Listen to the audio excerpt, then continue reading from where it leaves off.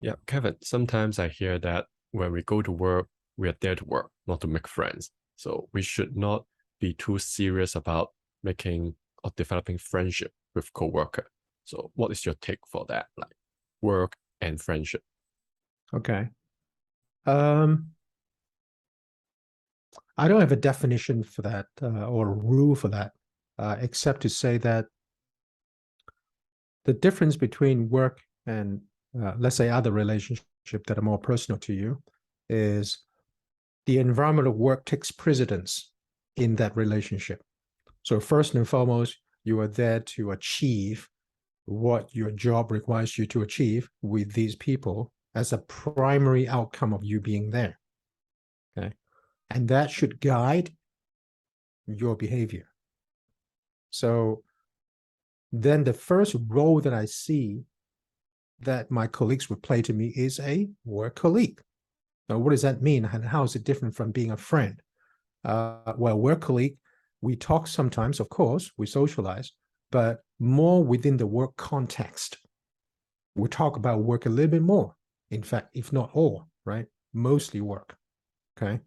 And when we have time, and when the situation and the socializing, event make itself available, and we're meant to socialize, then yeah, you jump out of the box a little bit, and we start talking a little bit more personal about our lives, and so there's a proportion to it. Call it 80-20 or whatever you want, but I don't want to fix a scale. But I would say predominantly it should be more about work, and then the real social should take up on a smaller part. So then the word friend, I don't really have a good definition myself. Um, you know, do you have a specific definition of behavior, what a friend is versus someone who is a colleague but exhibit similar behavior sometimes? Do you call them a friend? Uh, I don't know, right? So I don't tend to look at that, the label that clearly, but I would more focus on the behavior aspects of it. So I think there's also a part of whether if we want to define friendship, so maybe it's outside of work setting. Should you invite the coworker for a drink? Let's say, okay, it's let's say happy hour after work, maybe as a few group members, let's say a bunch of staff from the same department, same team, they have a gathering, that's I guess fine.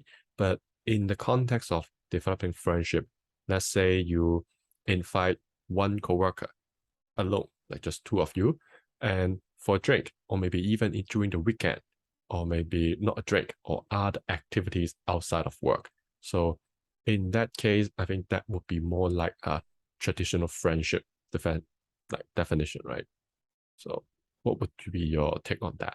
Like, Yeah, it happens. I think when you work, there are certain people that you get along particularly well, and when both of you see a good opportunity to get closer, sometimes our family come out, the kids play with each other, we share a lot more, parenthood and all of those things. It happens. Um, but I think it happens only because organically you feel the affinity of certain people that you just wanted to get close to. It's not something that I would want to cultivate. It's not something that I seek. But if it emerges, I would and I could respond to it.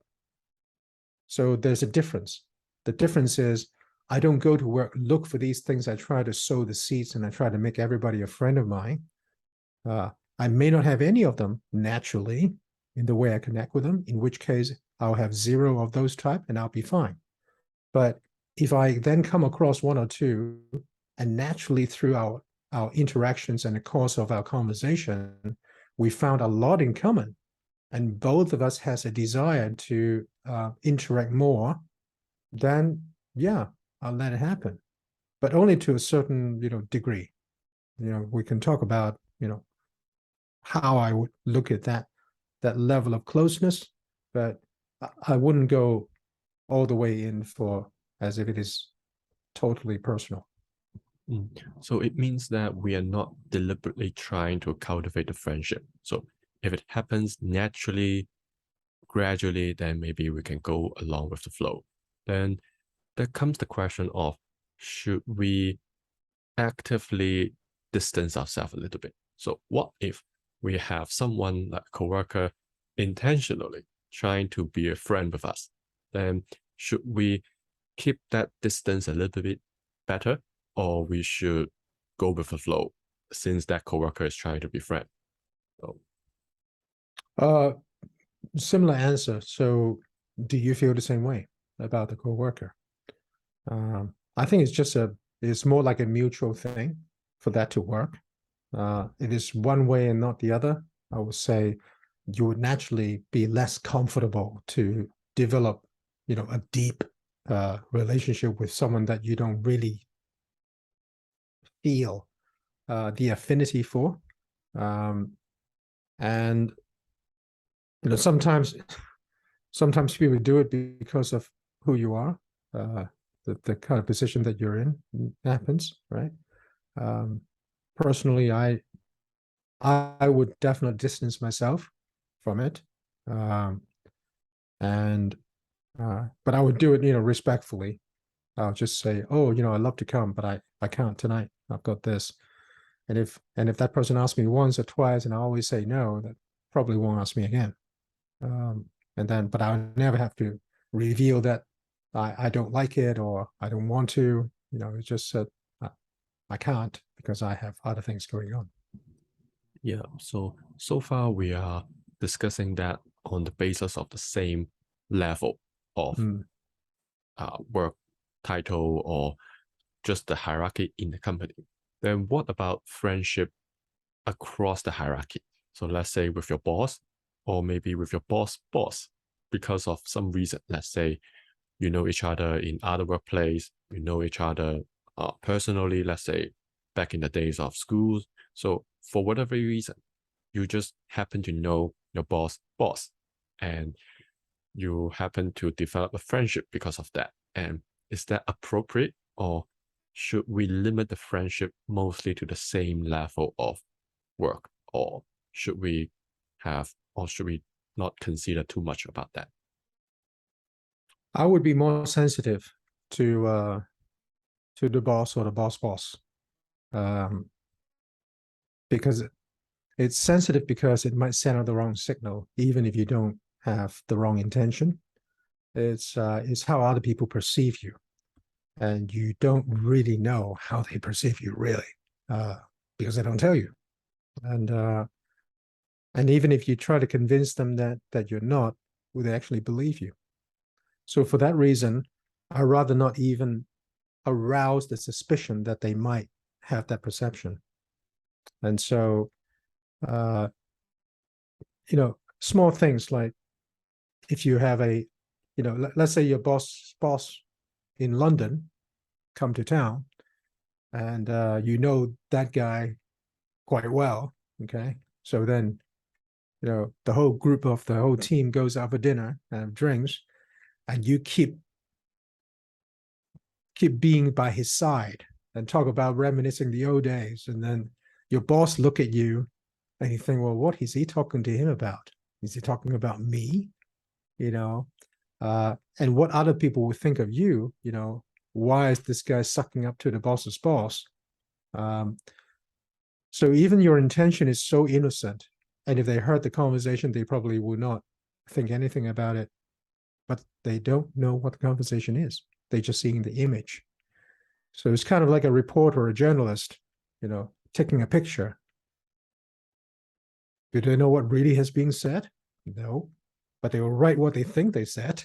Okay. So these are the things that I would definitely try to avoid. So if I were to be talking to him, I would talk to him if I'm in a group where everybody else also hears what we're talking about. I would try not to spend private time, just two of us. I don't think that is helping. And with the boss also, only if the boss call me in. Otherwise, I'm not trying to knock on your door and close his door and have a private conversation with him all the time, because again, gives out the wrong message that I'm a, he's playing favorite to me, and then my relationship with my colleagues, as a result, might, you know, be impacted in a certain way. So I'm more sensitive to people above me, and but a lot of people think I'm wrong, because that's how they, well, they say that in order to get around, to get up, to get progressed, you need to do that, right? I don't dispute that some people do and they're successful. It's just not my personal way to do it. So I don't say that doesn't work or that is wrong. No, it's just, if you ask for my perspective, that would be my perspective. That's all.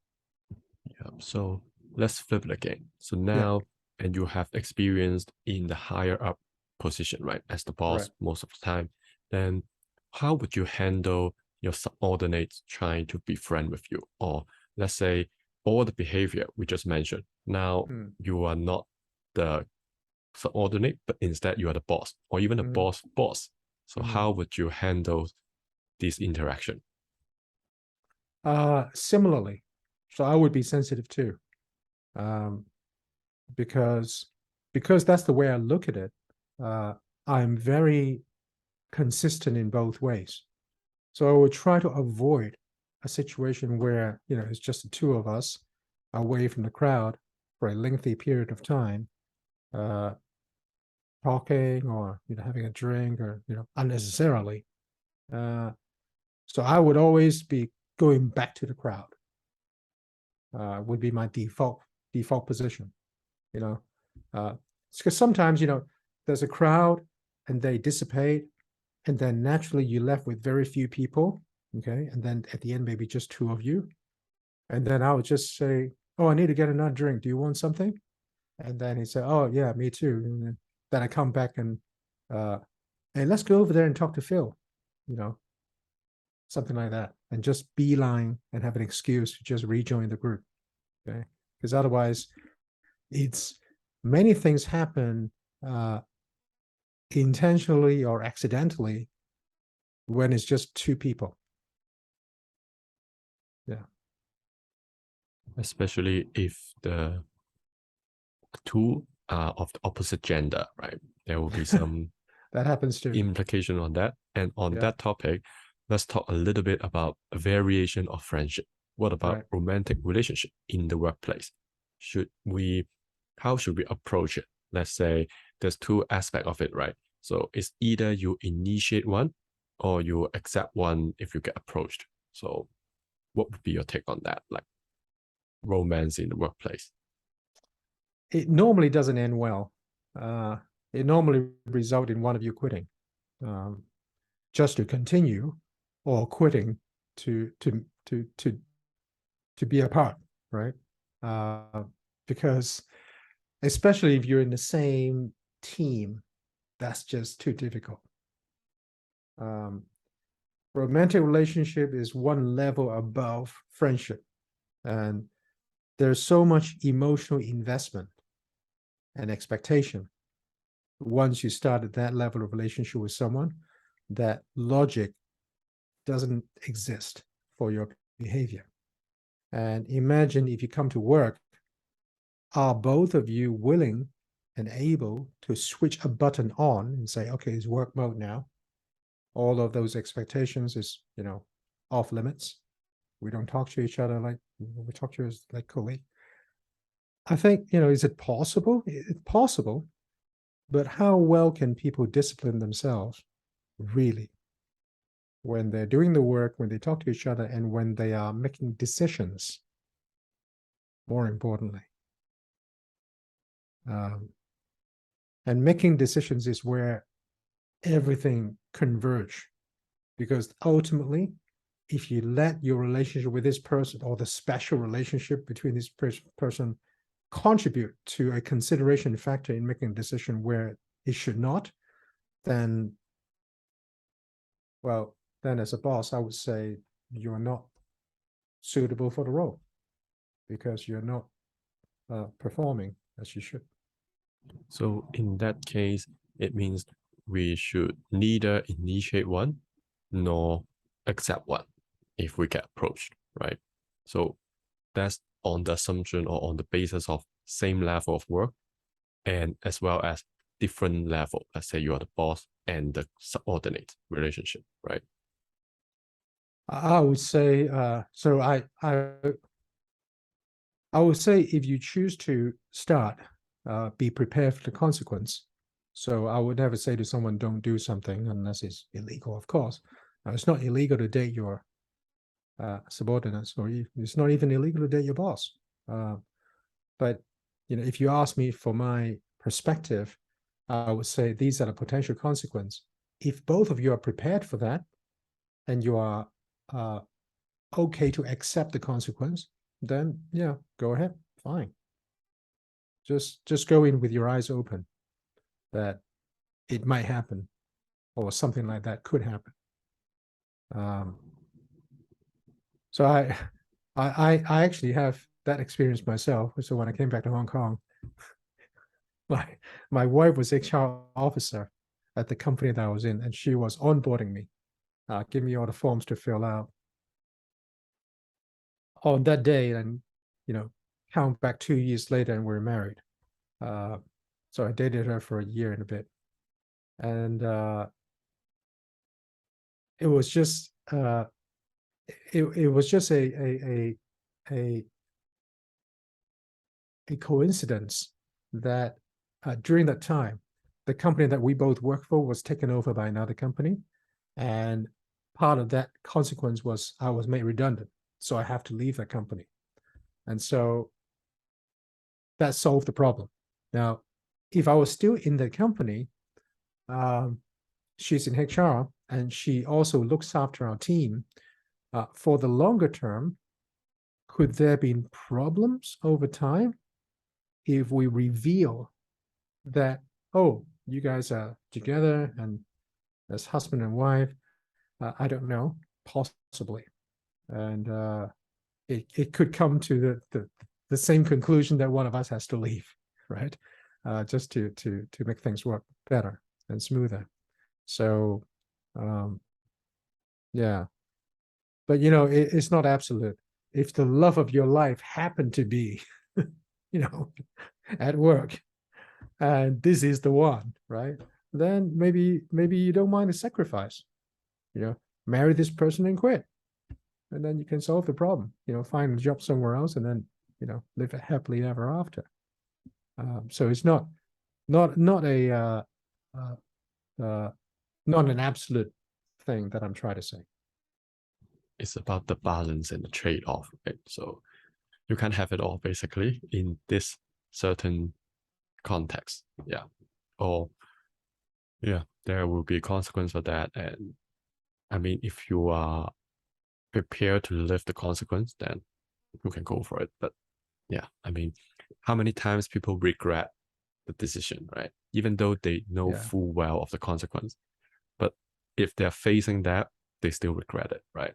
I mean, but again, humans are irrational, so you can't expect people to behave totally rationally. And there's one more thing I wanted to just highlight. A lot of these so-called romantic advances that I've observed, personally, it's not because they each other think that is the love of their life.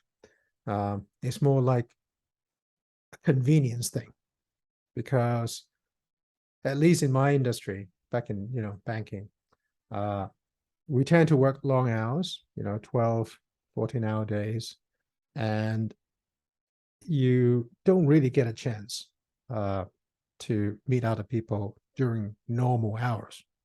And on the weekend, you're so tired, you just want to sleep in. And at night, some people just want to get drunk. So again, you're missing the normal channels for you to expand your social network to for romantic relationships, especially. And so when you are working with someone closely at work and you are sharing misery, you naturally would bond, okay, because you are shouldering the same struggles. you're encouraging each other, you're listening to each other's misery, right? And you huddle for warmth, basically. And it is not unusual, therefore, to create a spark, if you like, in those circumstances.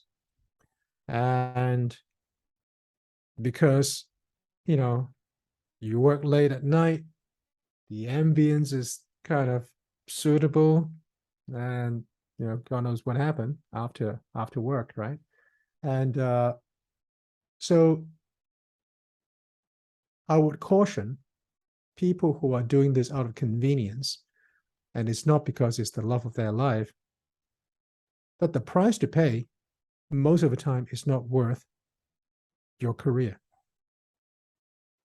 Because if it's love of your life, you can argue, well, Kevin, I think it's worth for me, so it may not be worth for you. I get it. I would agree. But if it is not the love of your life, then what are you really getting out of this? It's a convenience. So meeting an emotional need and maybe a physical need, convenience, because it's just difficult to go out and meet those needs without the circumstances that allow you to build a normal social network to meet those needs. And somehow those needs to be met. Those are most often what I would observe, right? Not every single one end up in disasters, but many do not end up well. Let's put it this way. So there's one curious question I want to ask. So are you referring like what level of position those are usually happening, or is it kind of universal? Oh, all sorts of position. Mm. Junior, senior, MD, all sorts of position. It's just whether you know it or not. So some people are more discreet than others, and they, cover it well, and you don't notice it during work because they know how the game is played. So only a few people know about it. But others who are not as skillful or as discreet in the game, other people notice and they start talking. At work, it's kind of like a tabloid newspaper. It's no different, and worse because now you got social media as well, right? So, at work, normally you get this chat, like an intranet chat, right? Well, within work, you'd be surprised what goes on in those chats on a normal day. It's like a constant social media feed. And what about those, since you're talking about more senior level? So Yeah. you would assume those people would already have a family. So are you referring to workplace romance and marriage, or you are talking about affairs, or Both. both? Both. Yeah. I think I told you the statistics. So when I was in the managing director club, in my own experience, I don't want to say the percentage, but a vast majority of the people that I have met has been married more than once. It's just a fact, for whatever their personal reasons are, right? So the work obviously get to you, the stress, maybe the travel sometimes, and also just the nature of work itself and the position that you carry. Sometimes you bring part of that home, and it doesn't sit well with the kind of relationship at home if you behave in a certain way that you behave at work, for example, and they're not aware, or if they are aware, they can't really change, and as a result, over time. So this is not like, oh, you do it once in a while. I think any family members will forgive you, if you do it once in a while. But if you do it like consistently, like all the time, then they're not seeing you change, and your behavior essentially means that you do not value your family members as much as you value work. or the work relationships, and they take a second seat to your life's priority, then over time it wears out the relationship. So that is for both men and female, right? Yeah. Well, I would say, in the club that I was in, it's mostly men. So that's the reality of the workplace. Yet, Yeah. there are talks of inclusion, diversity, but it's a slow progress. And you also have to factor in different factors that reduce the number of females in those senior positions. So, but that's for the other day. So, any lasting thoughts you want to add for this topic? No, I think we covered a lot, and a lot of juicy bits as well. So hopefully audience is going to like this. Yeah. Thanks, Kevin.